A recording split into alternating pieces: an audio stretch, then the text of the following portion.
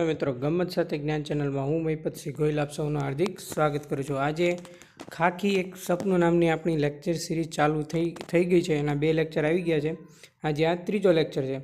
જે કોઈ પણ વિદ્યાર્થી મિત્રોએ પ્રથમ 2 લેક્ચર ના જોયા હોય તે જોઈ લેજો। નીચે ડિસ્ક્રિપ્શનમાં તેની લિંક આપેલી છે। ઉપરાંત તમે પ્લેલિસ્ટમાં જશો તો આ પણ તમને મળી જશે। અને તમે મિત્રો આપણી ગમત સાથે જ્ઞાન ચેનલની ટેલિગ્રામ ચેનલમાં જોડાવા માગતા હો તો નીચે ડિસ્ક્રિપ્શનમાં લિંક આપેલી છે, ત્યાં તમે જોડાઈ જજો। જ્યાં સુધી પોલીસ કોન્સ્ટેબલની પરીક્ષા આવશે ત્યાં સુધી આપણે આ લેક્ચર સિરીઝ ચાલુ રાખીશું। બરાબર છે વિદ્યાર્થી મિત્રો? તો ચાલો આપણે લેક્ચર નંબર 3 તરફ આગળ વધીએ। ખાખી એક સપનું।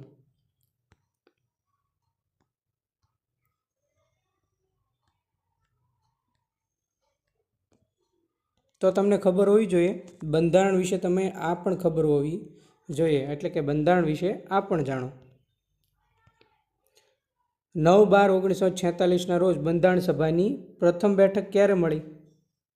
કે 9/12/1946 એટલે આ દિવસ ઝંડા દિવસ તરીકે ઓળખાય છે। બરાબર, ખાસ યાદ રાખજો, તમને પરીક્ષામાં પૂછે। બરાબર છે?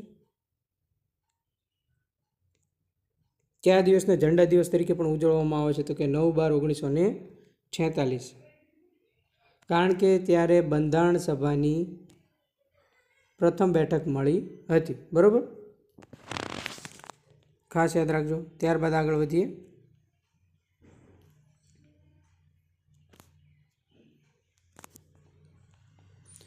26/11, બરાબર છે?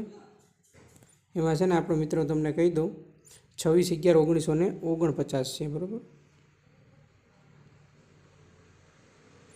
26/11/1949 રોજ બંધારણ તૈયાર થયું। બરાબર છે? જો તમને પૂછે આપણું બંધારણ તૈયાર થયું ક્યારે આવે તો કે 1949। બરાબર, ખાસ યાદ રાખજો, 1949। સ્વીકારી ક્યારે થયો કે 26/11/1949। આથી આ દિવસ કાયદા દિવસ તરીકે ઉજવાય છે। બરાબર છે? તમને ખાસ એટલે ખાસ ખબર હોવી જોઈએ। 26 નવેમ્બર 1949 આ તમારે યાદ રાખવાનું છે। 26 નવેમ્બર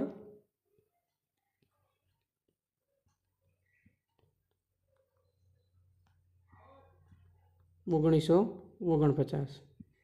બરાબર, આ તમારે ખાસ યાદ રાખવાનું છે। 26 નવેમ્બર 1949।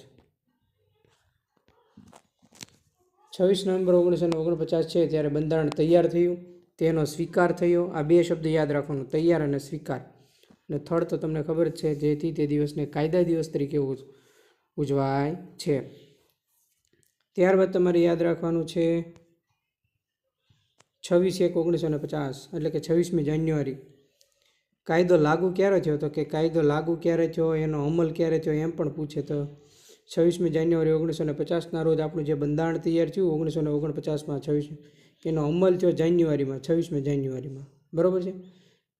એટલે કે બંધારણ તૈયાર થયા પછી 2 મહિના પછી એનો 26મી જાન્યુઆરીના દિવસે એનો અમલ થયો કે કાયદો લાગુ થયો। આપણે જે બંધારણ ગણ્યું દેશ ચલાવવા માટે, એ કાયદો લાગુ થયો 26મી જાન્યુઆરી 1950માં। આથી આ દિવસને આપણે પ્રજાસત્તાક દિવસ કે ગણતંત્ર દિવસ તરીકે પણ ઉજવીએ છીએ। બરાબર છે?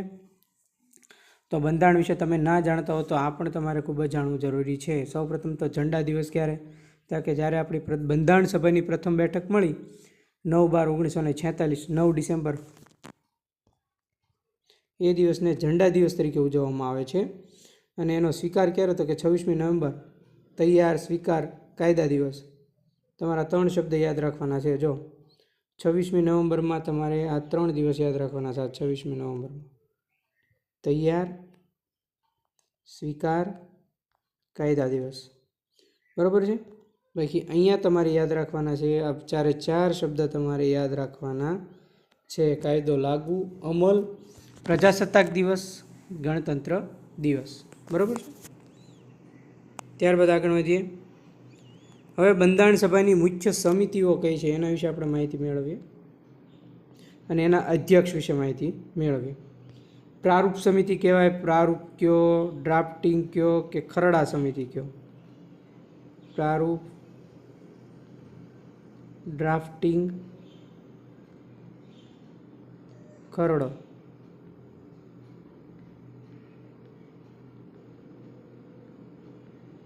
આના આટલા નામ છે। બરાબર, તો પ્રારૂપ સમિતિના અધ્યક્ષ કોણ છે? પ્રારૂપ, ડ્રાફ્ટિંગ, ખરડા. બસ 3 શબ્દ યાદ રાખજો. ઓકે, સાથે સાથે નોટ પણ બનાવતા જજો. તો પ્રારૂપ સમિતિના અધ્યક્ષ કોણ છે? તો કે ડૉક્ટર ભીમરાવ આંબેડકર. ત્યારબાદ કેન્દ્રીય બંધારણ સમિતિ ઘડવામાં આવી. એના અધ્યક્ષ કોણ હતા? તો કે જવાહરલાલ નહેરુ. આ 3માં જવાહરલાલ નહેરુ આવશે, યાદ રાખજો. ત્યારબાદ આવશે કેન્દ્રીય સંઘ સમિતિ. એમાં પણ કોણ આવશે? જવાહરલાલ નહેરુ. ત્યારબાદ આવશે સંઘ સરકાર સમિતિ. એમાં પણ કોણ આવશે? જવાહરલાલ નહેરુ. એટલે તમારે મિત્રો ખાસ યાદ રાખવાનું છે. તમને પ્રારૂપ પૂછે, ડ્રાફ્ટિંગ પૂછે કે ખરડા સમિતિ પૂછે ફર્સ્ટ, તો કોણ આવશે? ડૉક્ટર ભીમરાવ બાબા સાહેબ આંબેડકર આપણે, બરાબર. ત્યારબાદ કેન્દ્રીય બંધારણ સમિતિ પૂછે તો એમાં જવાહરલાલ નહેરુ. કેન્દ્રીય સંઘ સમિતિ, સંઘ શક્તિ પૂછે તો પણ જવાહરલાલ નહેરુ. ને સંઘ સરકાર પૂછે તો પણ જવાહરલાલ નહેરુ. ત્યારબાદ પૂછે મૂળભૂત અધિકાર સમિતિના અધ્યક્ષ કોણ હતા? એમ પરીક્ષામાં પૂછે તો કોણ આવશે? સરદાર વલ્લભભાઈ પટેલ, બરાબર છે. અને છેલ્લે લાસ્ટમાં પૂછશે તમને કે લઘુમતી અધિકાર સમિતિના અધ્યક્ષ કોણ છે? તો કે સરદાર વલ્લભભાઈ પટેલ. ખાસ યાદ રાખજો, બરાબર છે.